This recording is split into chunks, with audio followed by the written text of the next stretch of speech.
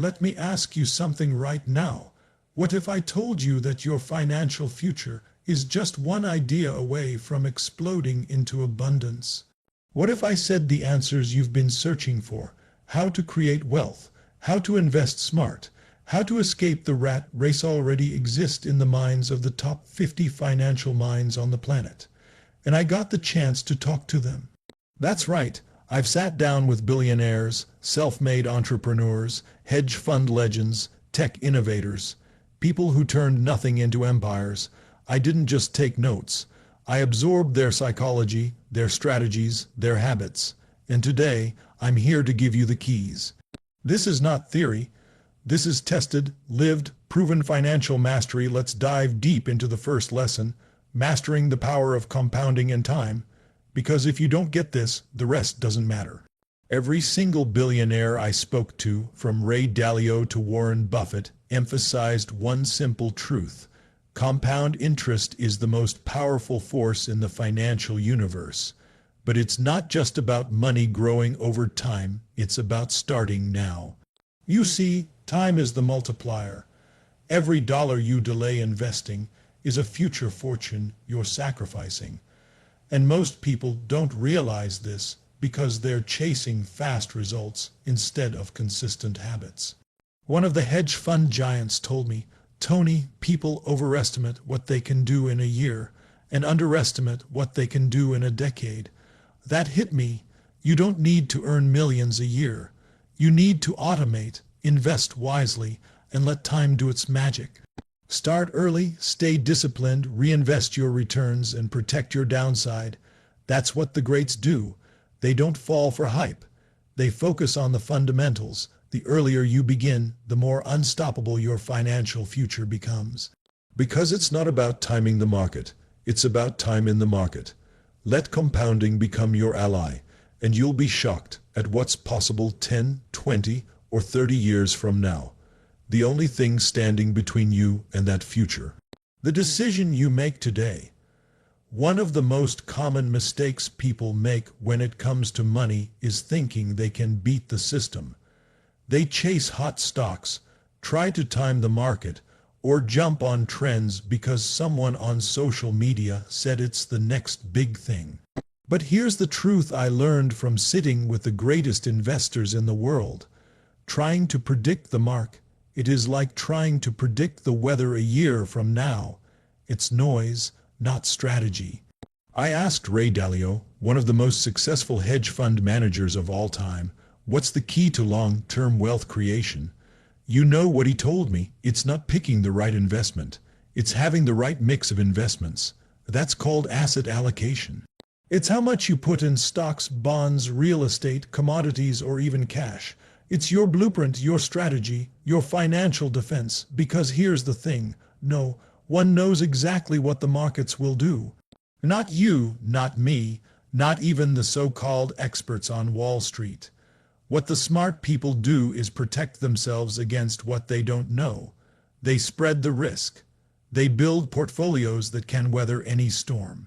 And they don't get emotional when things go south, because they're already protected. Think of it this way. If you put all your eggs in one basket, and that basket drops, you're in trouble. But if you have your eggs in 5 baskets and one falls, you still have 80% of your wealth intact and growing. That's power. That's confidence. That's how you sleep well at night. The wealthy don't look for guarantees. They create balance. They mix aggressive growth with stability. They design their portfolio so it performs well whether the market goes up, down, or sideways. Because real wealth isn't built by taking wild risks, it's built by making smart, consistent decisions over and over again. So stop chasing quick wins and start thinking like the 1%. Your asset allocation will determine 90% of your long-term results. Want financial freedom? It's not about the next big bet. It's about building a solid, diversified foundation, then letting time and discipline do the rest. Most people think their rent, mortgage, or grocery bill is their largest expense, but they're wrong. The biggest expense in your life is taxes. And here's the real kicker. Most people aren't even aware of how much they're really paying. I'm talking about income tax, capital gains tax, property tax, sales tax, self-employment tax. It adds up. If you're not paying attention, it can eat away 30%, 40%, even 50% of your lifetime income. And the wealthy, they know this. That's why they don't just make money, they keep it. One of the smartest billionaires I interviewed told me, "Tony, you don't get rich by how much you make. You get rich by how much you keep." That stuck with me. Because average people focus on income, while the wealthy focus on net income, what actually stays in their pocket after Uncle Sam takes his cut. And guess what? The difference comes down to one word: strategy. The ultra-successful don't evade taxes. They use the system to their advantage. They invest in assets with tax benefits, like real estate or certain types of businesses. They set up legal entities like LLC or S, or to gain deductions and protect their income. They hire smart tax professionals, not because they want loopholes, but because they understand that the tax code is a game, and if you don't know the rules, you'll always lose. Now, you might be thinking, "Tony, I'm not a millionaire. I don't need a tax strategy." That's where most people go wrong. You don't wait until you're rich to act smart. You act smart to become rich. Even basic moves, like contributing to retirement accounts, tracking your deductions, or understanding capital gains timing, can make a major difference. The more you know about taxes, the more control you have over your financial destiny. This is not about cheating the system. It's about being educated within it. And here's the secret. The government rewards behaviors it wants to encourage. So when you invest in the economy, create jobs, build housing, or contribute to retirement savings, you get tax breaks for doing it.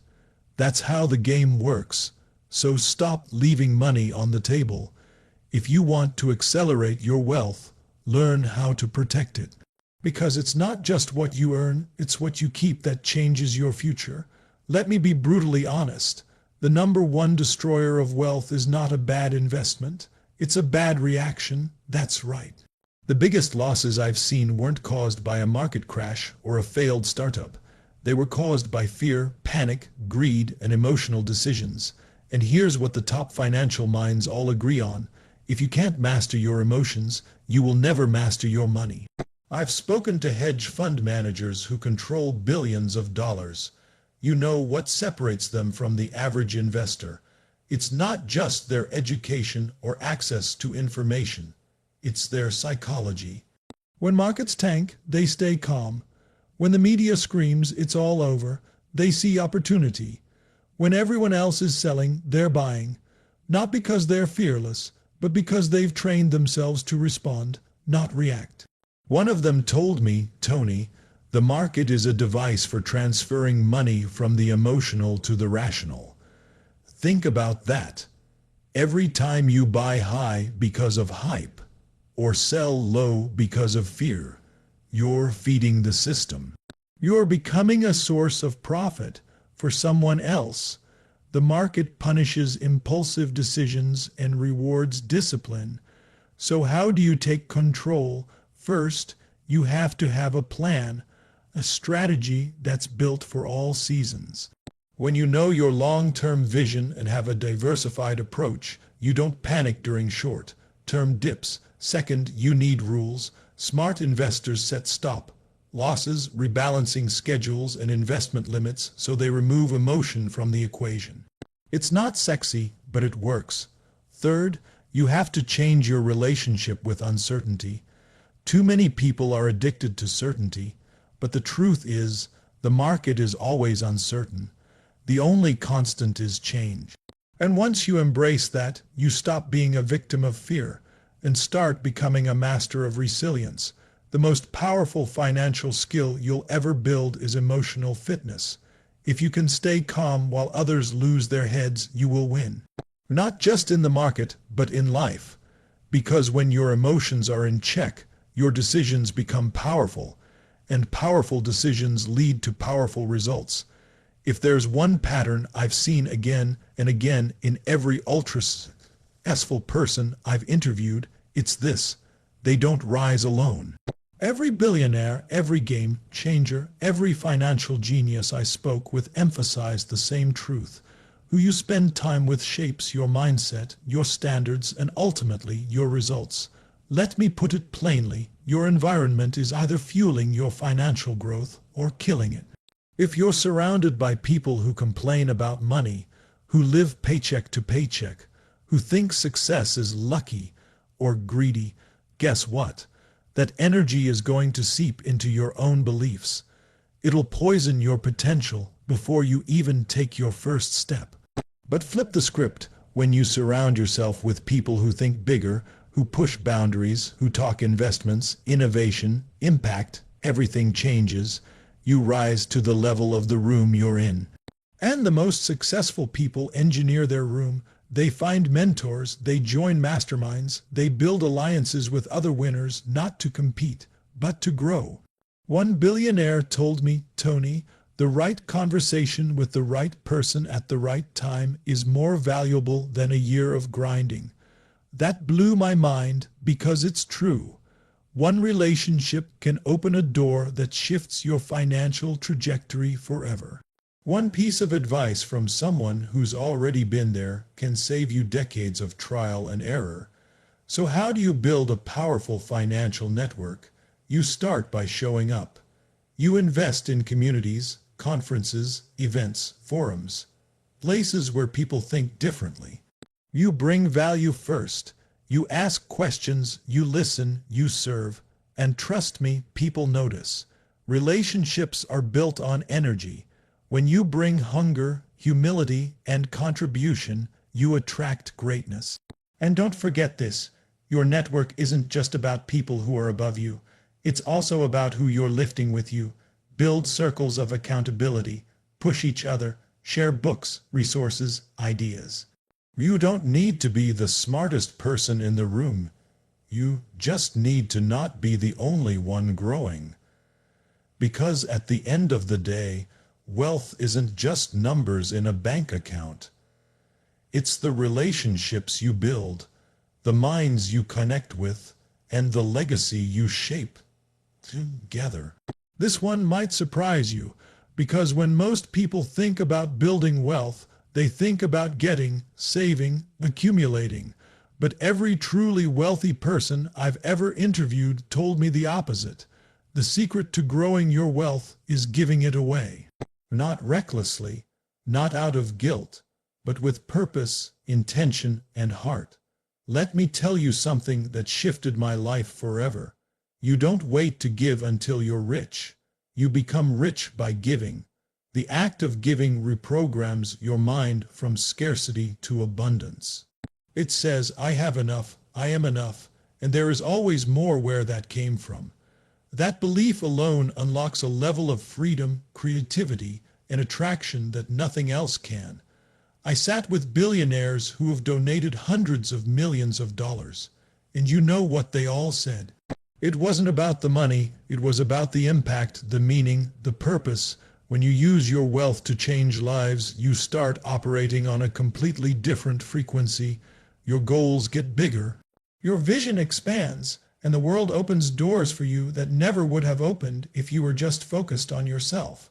But this isn't just spiritual, it's practical. Generosity builds trust. It builds relationships. It builds influence. Whether you're giving to a cause, mentoring someone, or sharing resources with a community, value flows back to you, maybe not immediately, but always exponentially. And the more you grow, the more you can give. It becomes a cycle of endless impact. Here's something I've lived by for decades.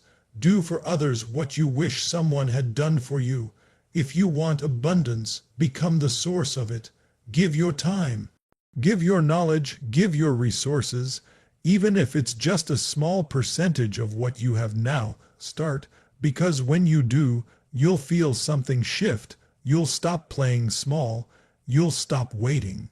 You'll start building a legacy. Money isn't just a tool for comfort. It's a tool for contribution, and when you master the game of giving, you'll realize you were never chasing money, you were chasing meaning.